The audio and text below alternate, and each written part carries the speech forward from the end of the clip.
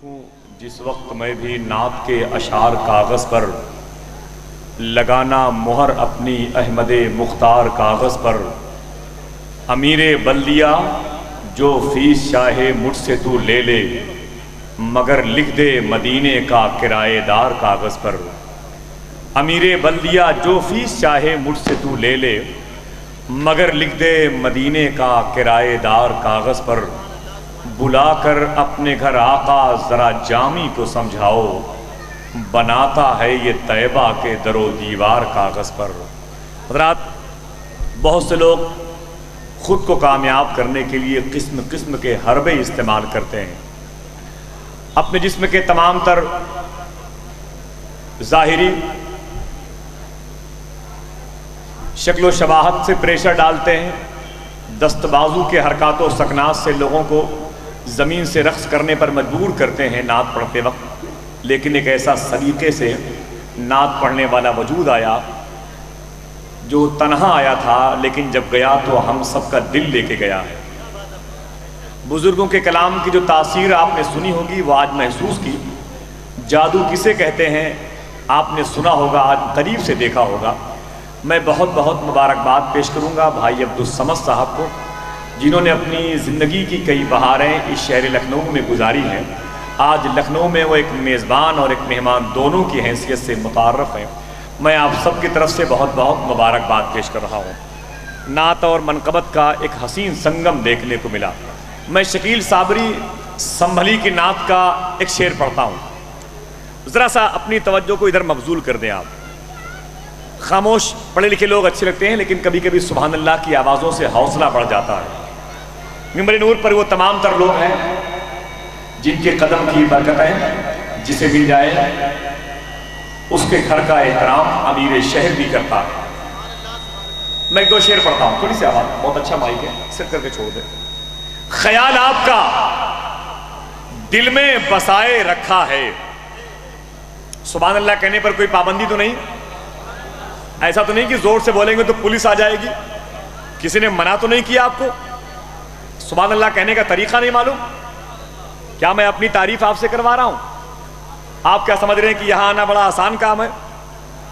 یہ بڑا مشکل اسٹیج ہوتا ہے، ممبر ہوتا ہے، سمجھ رہے ہیں؟ جب پھانسی کے پھندے پر مجرم کو لے کے جایا گیا تو جج نے پوچھا آخری خواہش، اس نے کہا میری جگہ آپ آ جائیے۔ سمجھ رہے ہیں؟ ذرا سا کبھی کبھی نشیب و فراز سمجھا کریں۔ جب سلیقے سے کوئی بات ہو، دل کو چھو جائے تو اپنے ہونے کا اظہار کر دیا کرو۔ ادب کی محفل ہے، مؤدب لوگ کبھی کبھی آتے ہیں، جب آ گئے ہیں تو آئیے دو دو ہاتھ ہو جائے۔ خیال آپ کا دل میں بسائے رکھا ہے کہ اپنے دل کو مدینہ بنائے رکھا ہے۔ خیال آپ کا دل میں بسائے رکھا ہے کہ اپنے دل کو مدینہ بنائے رکھا ہے، اور نشان کیوں نہ بنے پتھروں پہ قدموں کے، نبی نے بار نبوت اٹھائے رکھا ہے۔ نشان کیوں نہ بنے پتھروں پہ قدموں کے، نبی نے بار نبوت اٹھائے رکھا ہے۔ اب طلباء کرام کی قدم بوسی کے بعد ایک قیمتی شعر، ذرا اس شعر تک پہنچنے کے لیے ہاتھوں کو اٹھا کے بول دیں سبحان اللہ، ذرا اونچی آواز میں، اونچی آواز میں۔ نشان کیوں نہ بنے پتھروں پہ قدموں کے، نبی نے بار نبوت اٹھائے رکھا ہے، اور کہاں سے ہوگا ابھی وقت صبح صادق کا کہ فاطمہ نے مصلی بچھائے رکھا ہے۔ کہاں سے ہوگا ابھی وقت صبح صادق کا کہ فاطمہ نے مصلی بچھائے رکھا ہے، اور جھکا ہے عرش بری آج خیر مقدم کو، میرے نبی نے علی کو اٹھائے رکھا ہے۔ جھکا ہے عرش بری آج خیر مقدم کو، میرے نبی نے علی کو اٹھائے رکھا ہے۔ کہاں سے ہوگا ابھی وقت صبح صادق کا کہ فاطمہ نے مصلی بچھائے رکھا ہے۔ حضرت علامہ شاہ پروفیسر مجاہد حسین صاحب قبلہ کی تقریر سننے کے لیے مقرر بھی آئے ہوئے ہیں، الحمدللہ رب العالمین۔ ایسوں کی موجودگی میں میں فیض آباد جو حساس شہر کے ساتھ ساتھ بزرگوں کا شہر ہے، اس شہر میں ہندوستان کیا بلکہ عالم اسلام کے اس ابو البشر کے شہزادے آرام کر رہے جن کو دنیا شیس علیہ السلام کہتی ہے، جن کے بیٹے کے نام پر ہندوستان کا نام رکھا گیا ہے۔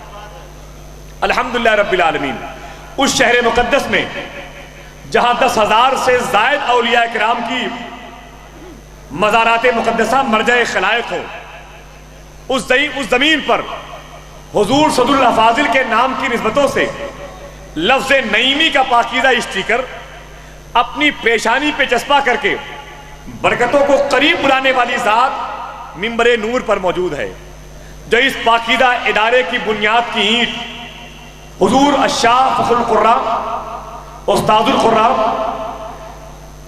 اسلاف کی علمی یادگار جناب قاری ابو الحسن شاہ صاحب قبلہ قادری علیہ رحمہ کہ ہم عصر دوستوں میں سے ہیں، ہم عصر علماء میں سے ہیں، جنہوں نے قاری صاحب کو نہیں دیکھا ان کی گفتگو سن کر کے تصویر بنا سکتا ہے۔ جس نے قاری صاحب کے قول و عمل کو دیکھنے کا ارادہ کیا وہ اس ذات مبارکہ کی گفتگو سن کر کے ایک پاکیزہ خیالات کا گنبد وہ اپنے شعور کے نقشے پہ بنا سکتا ہے۔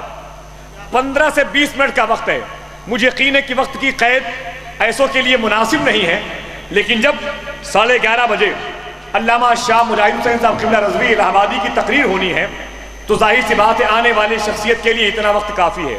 اتنی دیر میں تقریر نہیں ہوتی ہے، لیکن اگر ذات بولنے والی ہو تو اتنا وقت بھی بہت ہوتا ہے۔ تو میں چاہتا ہوں کہ اپنے بزرگوں کی اس یادگار کا نعروں سے استقبال کر لیں۔ نعرہ تکبیر، نعرہ رسالت، جامعہ وارثیہ، فضائل اہل بیت مصطفیٰ، محافظان مسلک اعلیٰ حضرت۔